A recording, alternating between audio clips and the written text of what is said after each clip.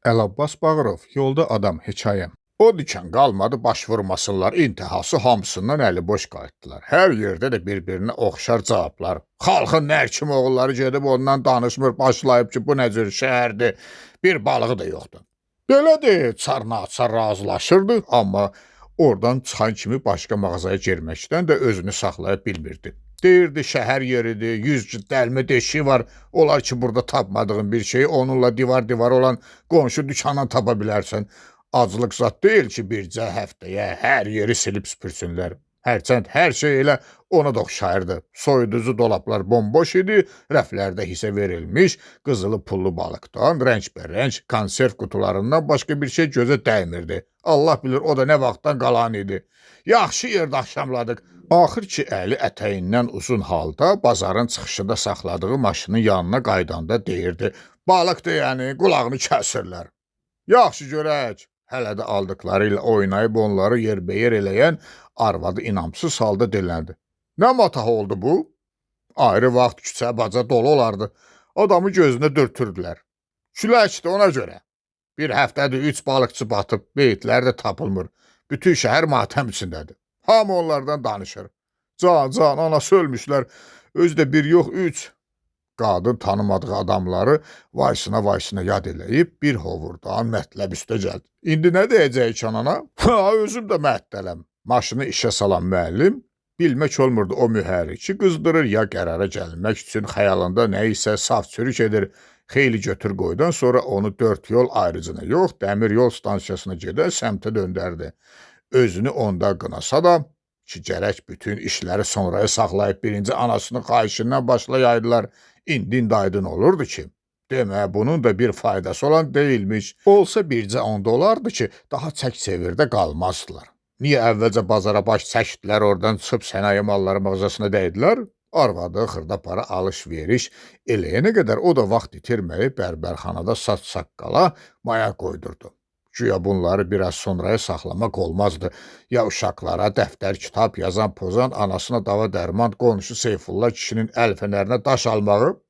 Bir vaxt başlarını qaldırdılar ki, şər qarışır, Allah qoysa payız gününün ömrü nədir ki, saqqaldan götürdüyünü bığa qoyunca gün axşam olur. Üstəlik onlar şəhərə məktəbdə birinci növbənin dərsləri başa çatandan sonra təxminən saat 2-də yola düşmüşdülər. Vaxt itirməsinlər deyə bir tikə təamını da elə yol boyu bir əli sükanda ikən elədi. 40 kilometrdə yol. Vaxtlarının əsas hissəsi də elə ona getdi. Suyu nə yaman sovulub bu dəyirmanın? Maşın top lüləsi kimi göyə tuşlanan dama uzun şlagbaumun altı ilə atılıb düşə-düşə mazotlu şpal döşənmiş dəmir yolunu keçəndən sonra arvadı nabələd yerlərə göz gəzdirib soruşdu. Bu sual onu xəyalən çəkib haralar aparmadı. Bir vaxtlar Bakıya, İrana, İrəvana bu stansiyadan gedib gələnlərə, əskər yola salıb qarşılayanlara, qız köçürüb gəlin gətirənlərə baxmağın özü bir tamaşa idi. Nəsə o illər adamlar da başqa cür idilər. Hər şeydə qəribə bir doğmalıq var idi. Bu yerlərin tək 30 illik tarixi olan xatirələri yox. Paravoz fitindən tutmuş, radio qovşağı ilə verilən elanlarına qədər hər şeyi, yük daşıyanların hayküyü, bələdçilərlə biletsiz sərnişinlərin dava mərəkəsi, içkili yolçuların yersiz mübahisəsi, ən kiçicik səslər və rənglər belə yadında uşaqlıq illərinin ağ-qara şəkli kimi qalmışdı. Şəhərə balığı əsas bu vətəcə verir. Gec də olsa axır ki, müəllim özünə gəlib dilləndi. Gəlmişkən qoy burada baş çəkək. Ürəyimdə xal qalmasın. Sonra gic-gic suallarla özümə divan eləyəcəm. Tanımırsan məni? Sərhəd zolağı olduğundan illərlə istifadəsiz qalan sirli çöl biyaban, oradan o tərəfə səthi bir qayda olaraq gündüzlər qızılı, gecələr gümüşü rənglə bərq vuran dumduru göl suları. Əlini uzatsan çatacağını güman elədiyin əyri-şöyriş üfüq xətti indi bir ayrı görkəm almışdı.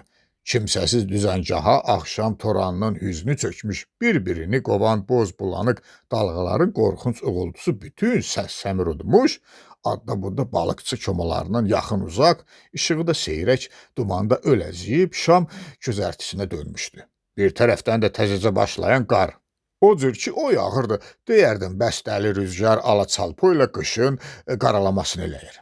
Küləyin virt-virayına qoyduğu sahildə göy brezent örtük, tilov, paslı vedrə, uzun sap kürək, bir tay çəkmə, düyünlü, qarmaqarışıq ağımsov tor, arxası qatda çevrilmiş iri qayıq və avarlar nizamsız halda ətrafa səpələnmişdi. Onları əynində uzun şinel, başında köhnə, qulaqlı əskər papaq olan iri görkəmli balıqçı qarşıladı, tüklü sifətindən zəhər yağırdı onun. Qardaş, hər şeyi başa düşürəm, amma gərək sən də məni bağışlayasan.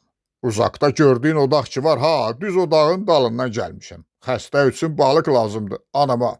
Müəllim qapının şüşə yerindən onu hələ də gəc baxışlarla süzməkdə davam edən sifəti iri ət xallı adamı altdan yuxarı baxa-baxa sanki birdəncə hiss elədi ki, deyəsən ondan əl çatmaz bir şeyin xahişini eləyir.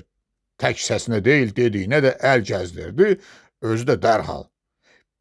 Bircə dənə lap balaca da olsa olar. Tək əli boş qayıtmayım. Balıqçı başını buladı, dərindən kök sötürdü. Ovurtlarını ovuşdura ağır ləngərlərlə yırğalanan göl sularına göz gəzdirdi və dönüb dinməz söyləməz komaya tərəf yönəldi. Yalnız ora çata-çatda ehmal-ehmal arxaya çevrilib hələ də ondan cavab gözləyən müəllimə əli ilə işarə elədi ki, gözləməsin, getsin. Bəlkə oğludur batan, arvadı qəmgin səslə onun hərəkətinə haqq qazandırdı. Yazıq heç özündə deyil. Elə bilirsən olmaz? Desə də əgər batan oğlu olsa o burada nə eləyir düşündü. İndi evində hüzürlə, gələni qarşılayıb gedəni yola salmaqla məşğul olmalıydı.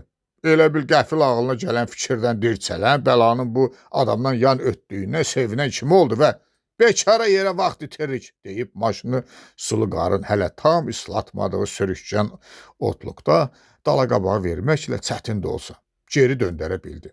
Buradan belə az 10 koma var. Deməli yoxdur ki, başqasının yanına göndərmədi. Olsaydı göndərərdi.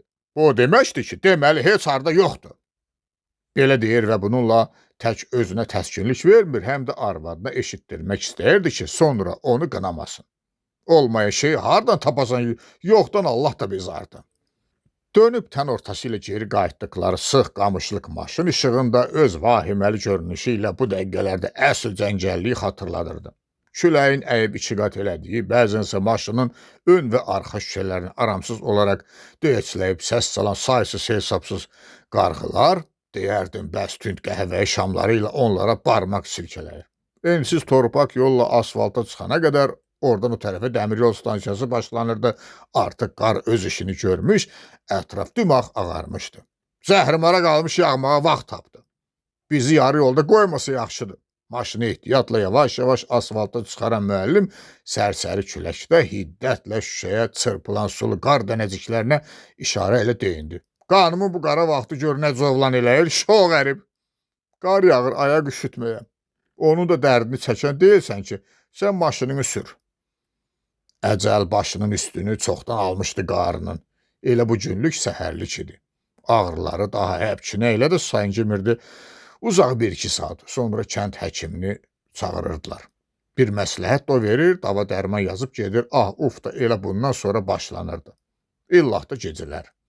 Bu minvalla qarı bir ara rayon xəstəxanasında, bir aydan çox da vilayət mərkəzində müalicə almalı oldu. Heç nə dəyişməyəndə isə aparın məni buradan dedi. Nə üzünüzü aldadı, nə məni. Üz o yana olanı burada nə işi? O vaxt yolda ikən qarı bir söz də demişdi. Du eləyin. Əcəlim tez gəlsin, sizə də əziyyət verməyim, yoxsa qarğış qab olaram. Belə-belə qarı sağ-sökəl daha bir neçə il ömür sürüb 80-i başa vurdu. Onda da bir ayrı dərd gəlib tapdı onu. Yavaş-yavaş yuxusu ərşə çəkildi. Yemək içməkdən kəsildi, arıqlayıb çöpə döndü. Bəzən elə olurdu, günlərlə dilinə çörək dəymir, boğazından bir qurtum keçmir, nəfəsi belə güclə alıb verirdi. Məhdəl qalırdılar, görəsən o nəyin sayəsində dözüb durur, canını tapşırmır. O isə başqa şey deyirdi. Deyirdi, hayf deyil, adam canı sulu ölə, yerlərdə qalmaya.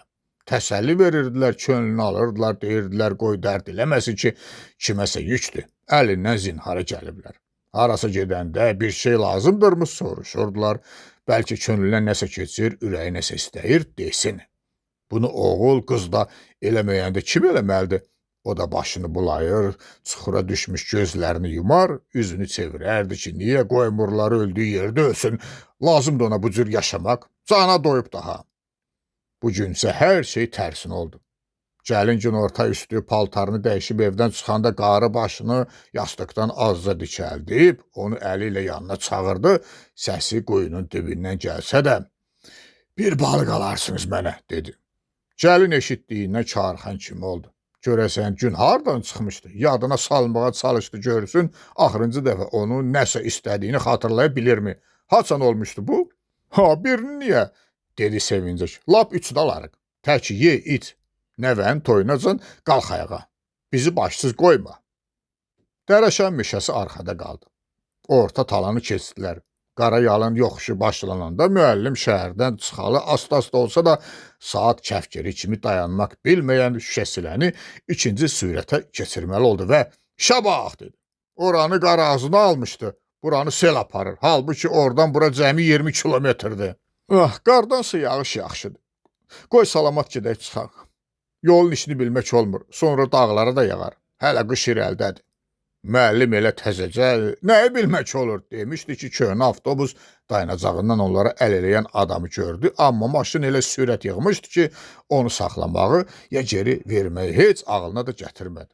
Sən doğrudan o bədbəxti qoyub gedirsən, arvadının dedikləri məzəmmət və canyadanlıqdan da çox adam sınamağa oxşayırdım. Bir özünü onun yerinə qoy gör, gecənin bu şər vaxtı nə elərdin sən? İslanmağı cəhənnəm, adamı eləcə qurtquş yeyər bu dərələrdən. Müəllim hərəkətinə haqq qazandırdı. Söz danışdı, bu vaxt yolda adam olar. Saat ona qalır. Kim bilir sərxoşdur, narkomandır, nədir? Əksinə, deməli sərxoş deyil ki, yoldadır. İçən çəkən olsaydı, yıxılıb yatardı. Qayıt götür onu, yazıqdır. Bəlkə balalarına çörək aparır. Allah Allah, işə düşmədi heç. Arvad olasan, belə kəllən ola. Müəllim bezara gəlmiş adam səsi ilə elə deyindi, deyərdən bəs sarı simnə toxunublar. İntihası nə ağıl elədisə, mırtlana olsa da sürət azaltdı. Maşını tədricən saxlayıb onu əvvəl dalı verdi. Görəndə ki, bunu selləmə yağışda və qaranlıqda həm eləyə bilməyəcək, eləsə də bir aləm vaxt itirəcəklər, dönüb yarım kilometr yolu yenidən geri qayıtmalı oldu. Özü də dişinin dibindən çıxanı arvadının qabırğasını döşəyə. Axırda da qayıdasan ki, kilo kişinin başına ki, arvad deyənə qulaq asır. Beləsinə nə cür kişi deyəsən? Savab yiyəsi olarsan, arvadı onu çox da zilə getməyə qoymadı. Allaha xoş gedər. Çox deyinmə. Bəlkə xeyir bundadır. Bu saat irəlidə xata bəla gözlər bizi. Nə bilirsən? Professor olub kişinin qızı. Onlar əlində balaca zəmbil dəmir dirəyin dibində büzüşüb dayanan yolçunun yanına çatanda müəllim hələ də deyinirdi. Üzündən nur yağan adam tez su idi. Tir-tir titrədir, dili söz tutmurdu. Maşındakıların yarı yoldan, xudondan ötürü qayıtdığını biləndə isə az qaldı sürücünün əllərindən öpsün. Üzə varid olsa, bu nə zəhmətli çəkiblər, dedi. Sürücünü bəs nədən ötürdü bu bəşər övladı? Elə ver yeyim, ört yatımla iş qurtarmır ki. Demək ona xüsusilə xəcalət təri tökdürdü. O hiss elədi ki, ardınca gələnlər elə belə adamlar deyil. O babətdən bilmirdi sözə hardan başlasın ki, ürəyindəkilərin heç olmasa balaca bir qismini çatdıra bilsin. Birazdan aydın oldu ki, qəsəbə mərkəzindən də o su anbarında qaravolçu işləyir. Gecə növbədə olmalıymış, amma təcili evə qayıtmalı olub. Zəng eləyiblər ki, anasının halı qarışıb, durmayıb gəlsin. Fikir eləmə eyni dərdlik. O xəstədən biri də bizdədir, deyib sürücü araya söz qatmaqla onun fikrini yayındırmağa çalışdı. Eşitməmsən, cırıldayın ağa çox yaşayar. Olar ki, 100 yaşlarını da qeyd elərik. Sonra tanışlıq başlandı, ərişdən, kürüşdən danışdılar, bahalıqdan giləy-güzar elədilər, oğuldan qızdan söhbət açdılar. Növbə havaya, gün güzaran qayğılarına çatanda onlar da rayona çatdılar. Bütün yol boyu nə rastlarına maşın çıxdı, nə də arxadan gəlib onları ötən oldu. Yalnız şır-haşır yağan yağış, sürüşkən yol və qaranlıq çöllər. Biraz qaranlığa qaldı. Belədir, gün ki batdı, hər öz kumasına çəkilir, deyib yolçu maşını gediş-gəlişi kəsilmiş yol qırağında saxlatdırdı. Evinin 5 metrdə olduğunu dedi. Maşından düşdü və düşən kimi də əlini cibinə saldı. Səninki yoldaşlıq olmadı ki, müəllimin məzəmməti onu necə ayıltdısa, əllərini əlbəl göyə qaldırdı. Mən təslim, bir vaxt xəcalətinizdən çıxaram. Tərslikdən evdə xəstəm, sizin də yolunuz uzaq. Yoxsa belə adamları həvəslə qonaq elərdim, dedi. Onlara yaxşı yol arzuladı və tələsdiyinə görə üzr istəyib, becid addımlarla elə uzaqlaşdı ki, müəllimin arxadan eşidilən səsi onu döngədə ancaq haqlaya bildi. Ay qardaş, adın da yadımdan çıxdı, zəmbilin qaldı, zəmbilin. Hələ də kəsməyən yağışda nə iləsə həyüləni xatırladan yolçu geri qandırıldı. O buraca mənimki idi, buradan belə sizindir, dedi və qaranlıqda gözdən itdi. Həbib, bir ayağını bəri qoy. Müəllim paltarını dəyişib, bu gün aldığı qəzetləri səlqə ilə qarşısına təzəcə çinləmişdi ki, arvadının mətbəxdən gələn təşviş dolu səsini eşitdi. Bildi ki, nəsə baş verib, o hələm-hələm həyəcanlanan deyil daxı. Qadın danışa-danışa mətbəxdən gəlir, osa deyinə-deyinə otaqdan gedirdi. Dəhlizdə qarşılaşdılar və kişini qışqırmaqda nə saxladı özü də bilmədi. Hər əlində bir təzə balıq tutan gülümsər simalar vardı, onun qarşısında dayanmışdı.